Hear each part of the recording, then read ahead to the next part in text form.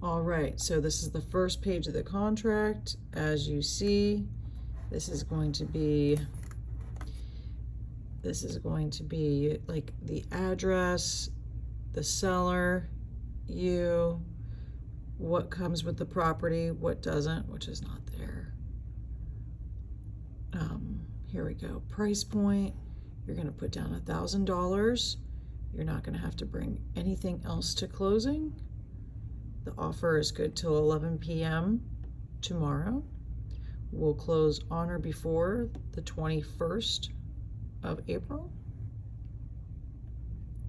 This is all customary stuff. We can discuss that, but you may assign, but you might not be released from the liability. So what does that mean? That means that if you want to add family onto it or put it in an LLC or something like that, you could. I'm sorry, I need to change this. It's not an FHA, it's an other. So financing is contingent on other. Describe. USDA loan is what you're getting. Okay, so right here, we left it blank. We want to leave all this blank because this talks about, like, you want a 30-day loan approval, because that's a huge loophole for you. God forbid anything happens, they can't take your $1,000 deposit if you don't get financing, which you should because you're pre-approved, but let's say something happens. All right, this talks about your interest rate. You want to keep all that open. So then you should have everything done within 5 days. Your loan application. Okay, this talks about any additional fees. We do have a brokerage fee of $4.95. I believe that's all going to get covered as well in your closing cost. Okay, that's considered closing cost, so we charge that to all of our buyers. It's just something, I don't get that. Our brokerage charges it for filing for up to 5 years. Okay, seller is going to pay for the owner's policy and charges. Buyer would pay for your own premium lender's policy, so every lender charges their own policy.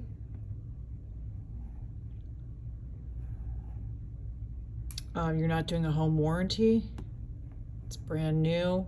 There's probably a warranty, that would be more for appliances and such. There's probably a warranty of such within the mobile home. We'll find out through that manufacturer if there is one. But we're not saying that you're going to get a home warranty like for your appliances and whatnot, because those are all new. So they already have a warranty on them individually. Okay, sellers to pay any assessments in full before closing. As we scroll down, it talks about, doing inspection, mold, flood, elevation certificate, which you won't need, but we'll get you one. Okay, you'll have 7 days to do an inspection period. That's that loophole we talked about in the beginning. This is all customary stuff, talking about the walkthrough.